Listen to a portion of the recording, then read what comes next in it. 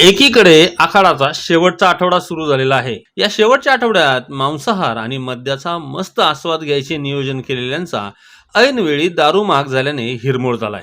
नेमकं त्याच वेळी पुणे महानगरपालिका बांधकाम विकास विभाग झोन क्रमांक 3 ने वारजे माळवाडीमधील एक नाही दोन नाही तर 4 परमिट रूम बिअर बार रेस्टॉरंटच्या अनधिकृत पत्रा शेड आणि बांधकामांवर कारवाई करत 4,000 चौरस फूट क्षेत्रफळ मोकळं केलंय. यामध्ये वारजे तपोधाम परिसरातील बॉम्बे चाव permit room beer bar restaurant, Warje highway चौकातील Vedanti permit room beer bar restaurant, Ganpati माथ्याजवळ असलेले Rambo permit room beer bar आणि रेस्टॉरंट आणि यासह वारजे हायवेच्या रुनवाल सोसायटीजवळ असलेले Sagar permit room beer bar रेस्टॉरंटवरही कारवाई करण्यात आली आहे.